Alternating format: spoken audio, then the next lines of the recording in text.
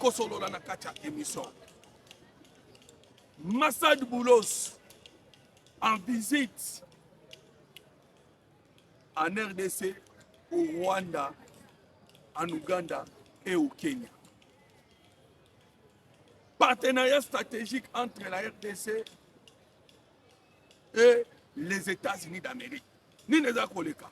Mbote bandeko ba Congolais de partout bozali ko anda biso, na chaîne na biso awa.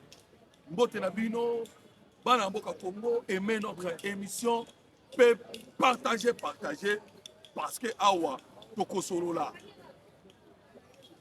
E bandeli tisuka toko solo la likambo etali makambo mboka Congo.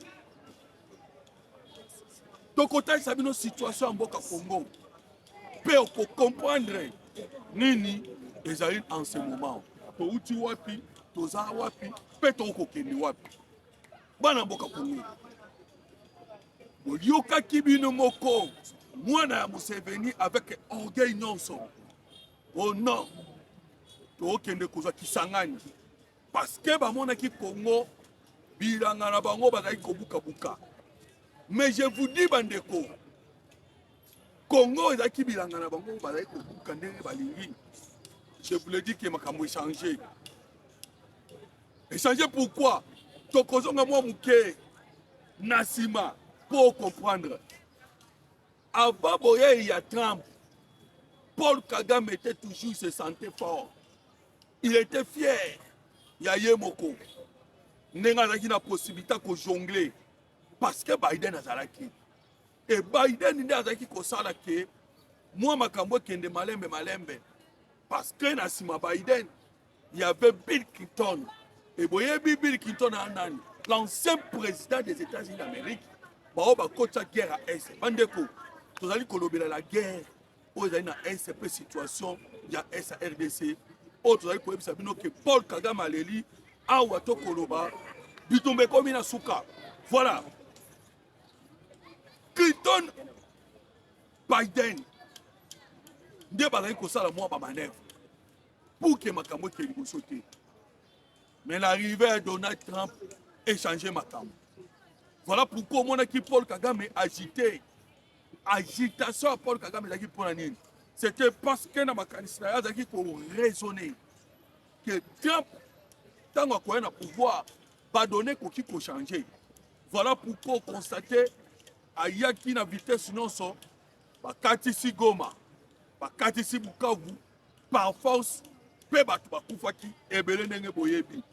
Mais kasi lelo nini komi, bandeko, na ko souligner date très important, sur le 21 février. Ni de l'éclairé le 21 février. Le 21 février, David Lamy, Odali, secrétaire d'État, il y a Royaume-Uni, Azalaki na Congo, Akendeki pe na Rwanda. Bandeko, lorsque to koloba Royaume-Uni, parce que Royaume-Uni mouté Simba qui Paul Kagame, et l'ongo na ba américain, oyo yokaki na uti koyebiso. L'olendo à Paul Kagame. Par ici Paul Kagame, ton ingérence na Congo toninga sous-souté. Tu dois respecter l'intégrité territoriale de Congo.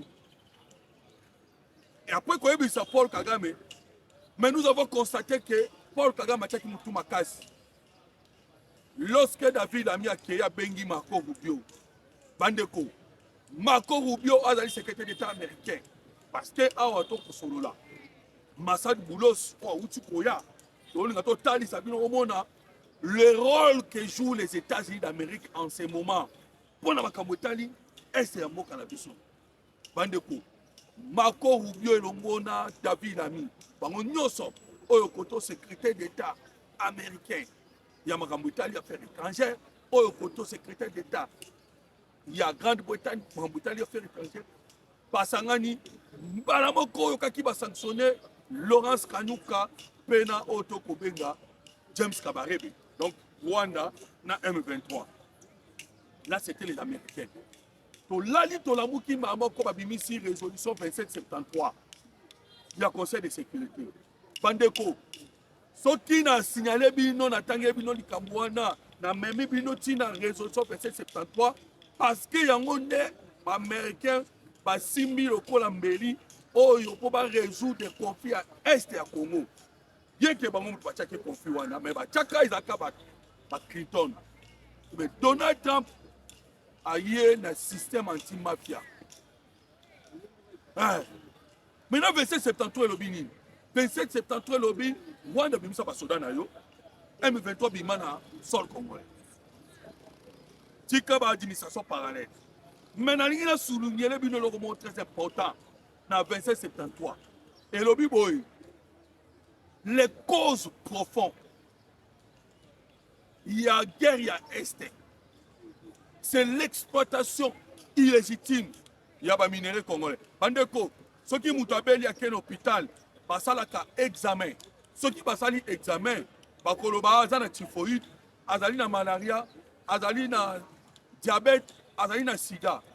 Voilà maintenant Donald Trump va poser qui est question. Bandeko, donc koloba américain parce que c'est eux. Oh, bah, simbi solution à este. Oh, bah, on est moutou, bah, kocha qui conflit. Bah, Tony Donald Trump, yo, lobi, ko ye, o kocha, bah, kimia na monde. Pour na Congo, lobi, oh non, pour na Congo, makambo, ça grave. Moi, là, ça vient, on a mété, ça, mais beaucoup de monde. C'est pour cela les Américains ont poussé.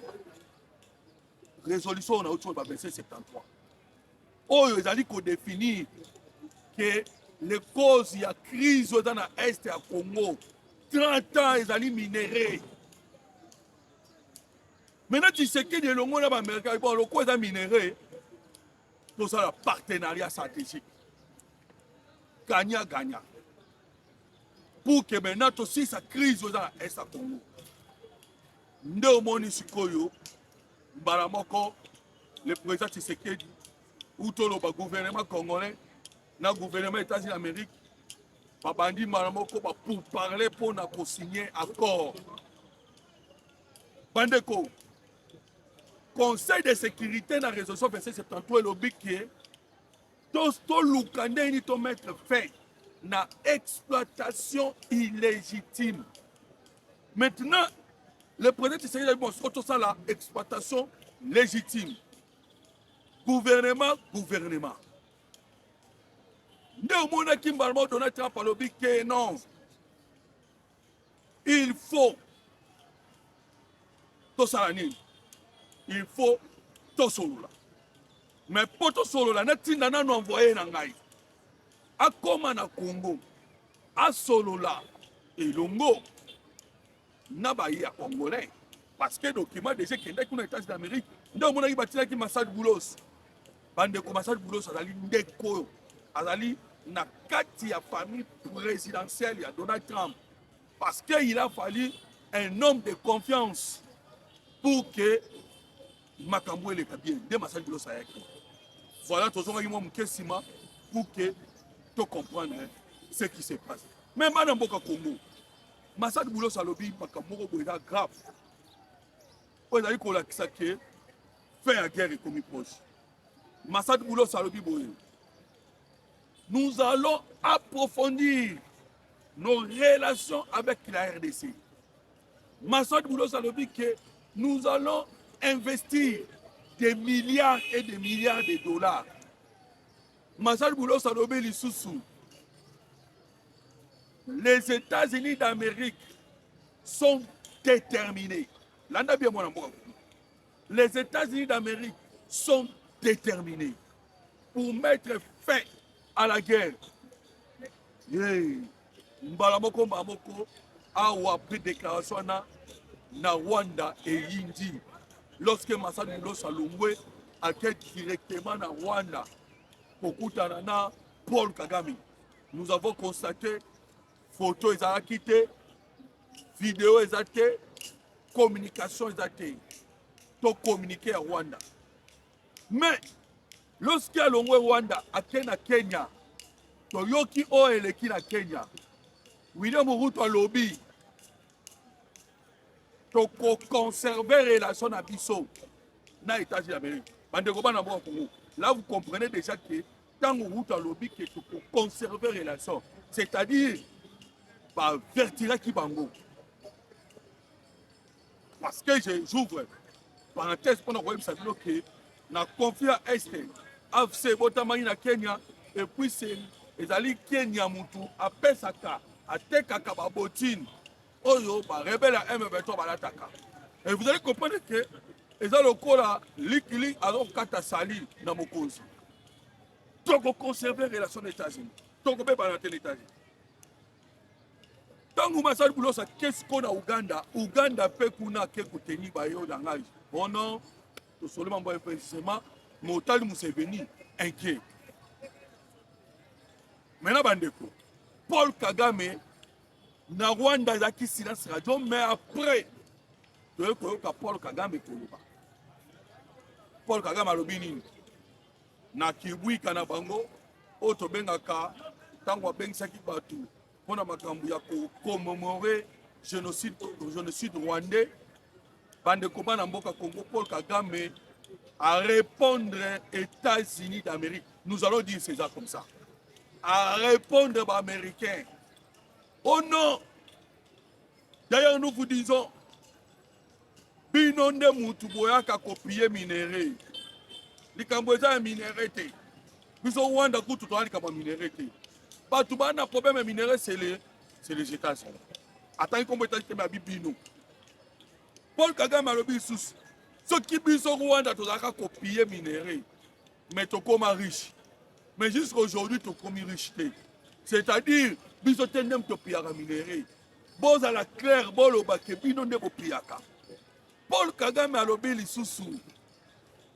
Oh non! Ce qui tozaki copier minéré à Est. Mais toka kosenga bino mbongo te. Ti omona toka kosenga bino mbongo, c'est parce que biso temu to piaka. Bino nde mutu bo piaka. Bandeko bana mboka Congo. Vous avez maintenant compris que Paul Kagame a bimisi ba vérité que ezali ba occidentaux mutu ba piaka. Mais hier toutes ces années Moussani azali kosala a permettre bango ba piller et ya bomaka ba Congolais. A bimisi secret mais place nini toyokelie mawa. D'ailleurs mawa ezati. Place nini Paul Kagame aleli. Oh non! Bokende au diable, allez au diable. Voilà des cas à l'obi. Vous allez koya koloba na ngai, oh sanction. Je vous dis déjà, allez au diable. Comprenez que déjà, ça ne marche pas. A commis Kouwaka, Tindika, des Américains. Parce que tout le monde va dire pression, c'est les Américains, les Anglais, les Canadiens, la Belgique et l'Allemagne. Mais je vous informe, bandeko bana mboka Congo, qu'il ne restait que la France. Il ne restait que la France. Oh, il y a Paul Kagame. Mais, les Occidentaux n'ont pas eu Koloba. Lâché parce que la commémoration, il y a génocide rwandais. Tout va été. Comme d'habitude, il y a une conférence. Mais cette fois-ci, Paul Kagame s'est retrouvé seul avec un seul président togolais. N'a pas président africain Babokoya. Il est isolé. Isolé à la scène internationale. Isolé dans le monde mobimba. Jusqu'au point, l'économie rwandaise est déjà yakutengama. Voilà maintenant l'événement lobby les Kanaki en difficulté. Maintenant pourquoi bandeko? Le gouvernement congolais a pris la décision. Il y a tous les contrats, tous les accords. Nous sommes avec l'administration Biden, l'administration américaine passée. Pour que maintenant la RDC ait pour renouveler la décision et Bimaki Lobby. Tout ça c'est pour vous dire que Makambo Zali ko marché Kitoko. Voilà bandeko ba Congolais de tout pour sabino que la situation Yamboka Congo. Maintenant on lobela la France parce que ndenge nauti koyebisa yo le président Tshisekedi alasaki de la guerre mosusu. La guerre avec Paul Kagame déjà eza na se. Pour Paul Kagame déjà à travers la diplomatie a réussi déjà kosala nini a réussir koécarter M. Paul Kagame dans la diplomatie na ye. Maintenant bitumbe comme il a tout obtenir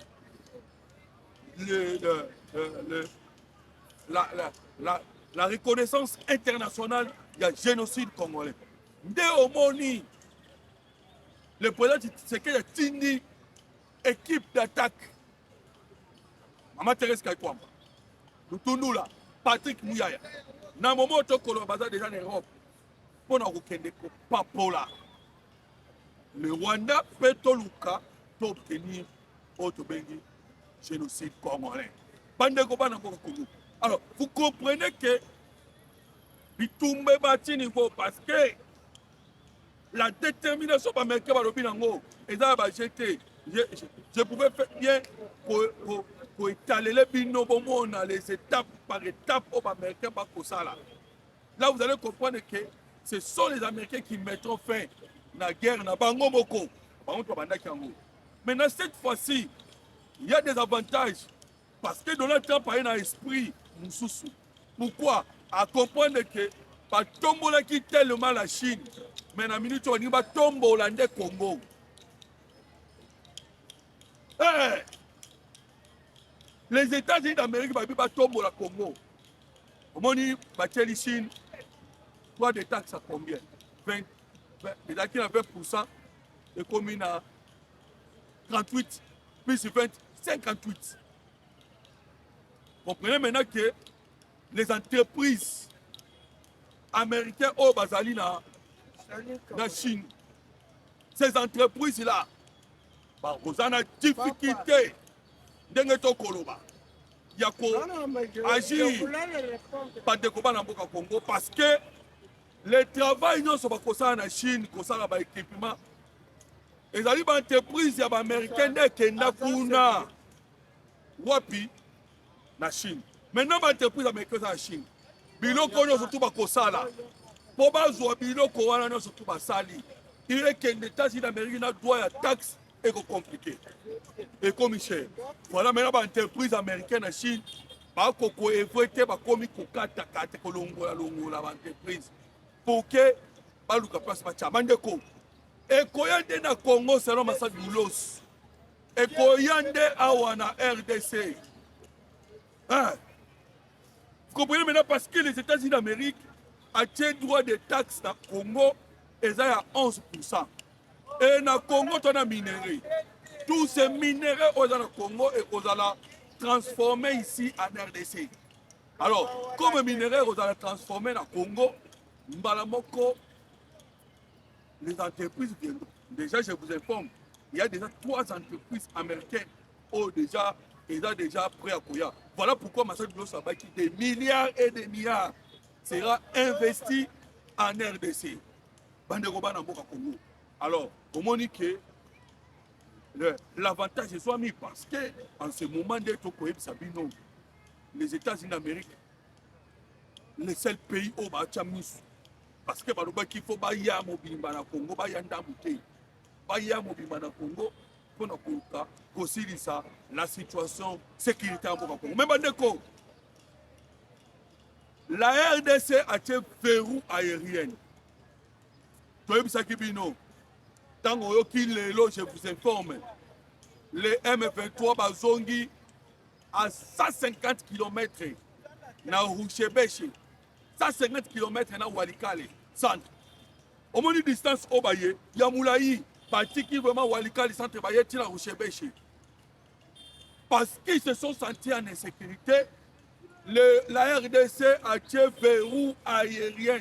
Pendant les matériels RDC Rosala, l'Ouganda et le Rwanda n'ont pas compris et Utuwapi. N'ena Utuwapi Sabino, verrou aérien. Parce qu'ils se sentent en insécurité. La RDC a un biloko à Sakanate. Et quoi ici déjà 5 aéronefs, 5 avions. 5 avions rwandais, ougandais et quoi peut bombarder. Voilà, en ce moment, Kolenga, les retours ya Zaïre, les retours ya Congo à la scène internationale. Yango eko bangisa bango. Bande ko bana mboka Congo. Voilà pourquoi maintenant toko ebisa bino ke makambo ezali na minute oyo en faveur ya mboka Congo. À cause ya nini? À cause ya diplomatie autokobenga, diplomatie agissante ya mokonzi, le président Félix Antoine Tshisekedi Tshilombo. Bana mboka Congo, le M23 en difficulté ba libérer ba mboka mususu.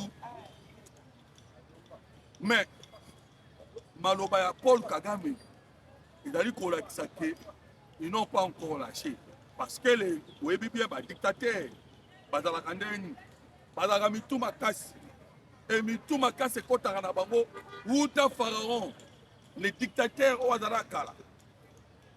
Pour mon lâché passe, Moutema Makasi Bakangaka, voilà mon dernier dictateur Bazaraka. Voilà le lobby Paul Kagame, le lobby. Si je perds, je perds, je gagne, je gagne. Comprenez? Que un esprit a vie ou la mort. Néomoni lobby, bananga, basili mayele, bakomi kolukaba créer oya bango bank. Parce que mbongo eko circuler na Bukavu, mbongo eko circuler na Goma, mbongo ezate, matériel ezate, eloko kosala ezate, basili mayele, babotine, 2 mois ba salaire ba soda ba kozwa te, ba policier ba kozwa te. Le FARDC au bazara na Bukavu bakomi kokata teni bakima bazongela mpanzi ya Congo. Donc bazali en difficulté totale ya mwana bakotala ke moyen ba continuer bongo et comme bango difficile. Le sagi bango bande ko bana mboka Congo et que la RDC est continue dans la moko pe kozala divisé te. Voilà nde bakomi en ce moment na difficulté ko sangana te parce que bakanisa ki ke bango bakokanga bako gérer, bako longola le président, mais et puis impossible. Il y a diplomatie, il y a force, il y a RDC. Bande kono kosi sana ko ebisa bino boyi. Na 1994, 93-94, Mobutu azaki na pouvoir. Les Américains bayaka na oto bengis l'opération support op. O babengaka l'opération humanitaire. Mais donc à la c'est une opération humanitaire. Nakoloba boy bandeko. Déclaration y a envoyé spécial Donald Trump.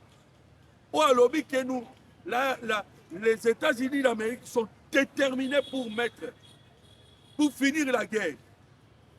Kaka ndenge bayaki kokocha so guerre na 1994. Bachaki ba base na Rwanda, na Uganda, na Kenya. Bakotaki pa Goma.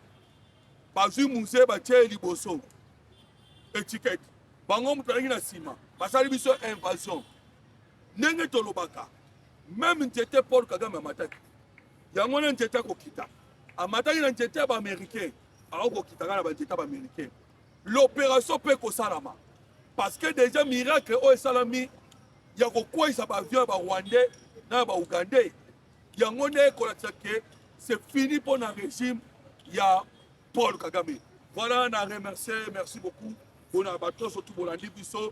Vraiment, je vous demande de partager l'émission, d'aimer l'émission, la chaîne Abisso, et de vous abonner massivement. À la prochaine fois. Merci beaucoup.